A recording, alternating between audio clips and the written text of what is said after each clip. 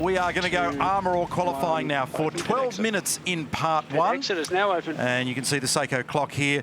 Beautiful afternoon in Perth. We've got 21 degrees en route to 24 degrees today, and the easterly, which is a tailwind down the big long back straight that takes you into the final corner, has dropped to about 2 kilometres an hour according to our Supercars weather station just in the broadcast compound. So a lot of people up and down the pit lane just talking about not having the exact precision in the front of the car at the moment, but it's probably the lesser of the two evils.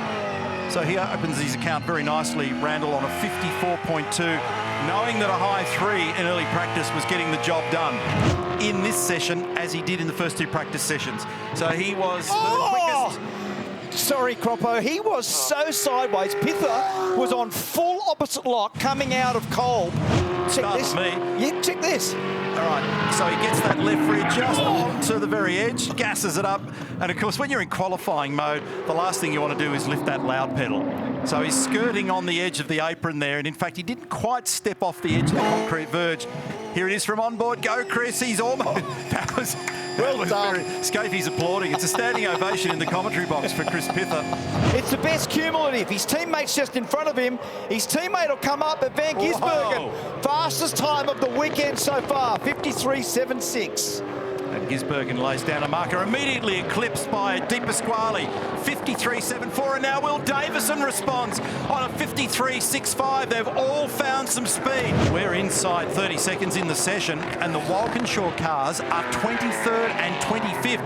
Lee Holdsworth is 24th. Macaulay Jones gone to 4th. Well that done. is a remarkable job, 53.86. Have a look at the top 10 cars.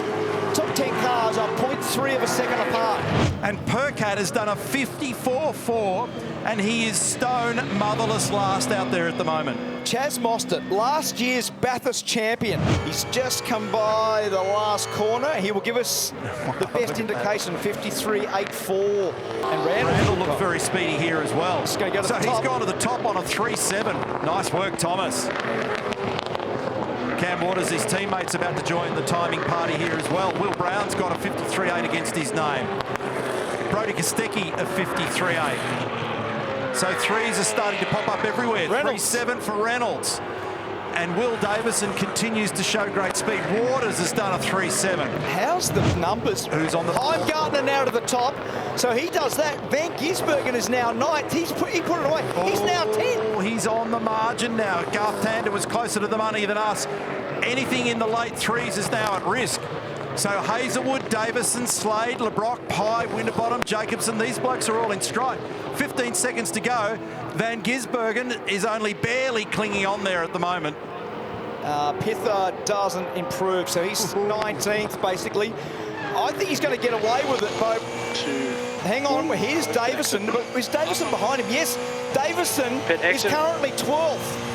So Will Davison, if he finishes this lap, will he get up the order enough to knock Van Gisbergen out? He fed it second gear pretty early to get it hooked in and here it comes. And does he displace Van Gisbergen?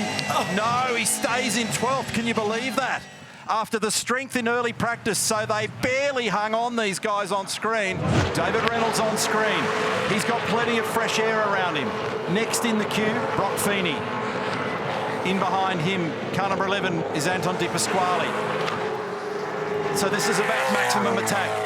There will be no room for I had a lock brake, or I missed an apex, or I didn't quite pick up the throttle early enough, or I cranked it sideways. You will have to stitch together a perfect lap to be able to climb on top of this field today. Have a look at the first sectors. 25.43 for Di Pasquale, 25.43 for Van Gisbergen. And it might be done in just one single lap, because if they overpressure on the second flying lap and you've taken a bite out of the tyre grip, you'll be nowhere. David Reynolds has done a 4 flat. It's going to all move pretty quickly here. Van Gisbergen's done a 53.8. He's on the provisional pole. And Anton Di Pasquale with a 53.59. Waters with a 53.7. That might be a knockout punch for Di Pasquale. Yep, for sure. That's the number. That's the fastest of the weekend. That is the number to beat. And he has done it with, for this circuit, this layout, this configuration, with a fair margin. I know it's only 1/10 of a second, but in this world, that's a big margin. Di Pasquale to Waters, Van Gisbergen, Kostecki, Brody, Reynolds, Courtney, Heimgartner, Randall, and we know that Will Brown's out of the car 9th. We're on board now with Brock Feeney, and he'll be trying to do this as a second lap. Yeah, so he's given away 3/10 in the first sector to his teammate. He's given away 3/10 to Di Pasquale in the second sector. So that's going to put him at least plus 0.6. And where does he land? 8th. 54.3. Busy lap round here. Sudden death, 20 seconds to go, but I think we're done and dusted, and there's a suggested big chance that that lap that you saw Di Pasquale finish has knocked the field out, and that puts together his 3rd Armour All pole of 2022. So fine performance for him, and look at the margin, 0.1 of a second in the end over Cam Waters.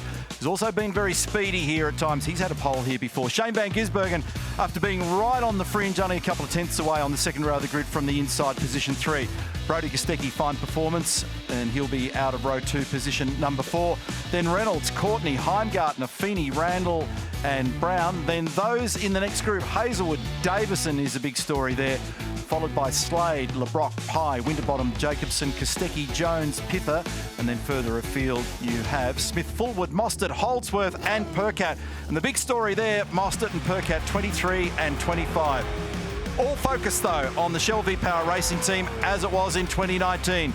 Anton Di Pasquale doing a very, very nice job. A perfect lap, which was what was required to get the job done. 53.5982 was the number in the end.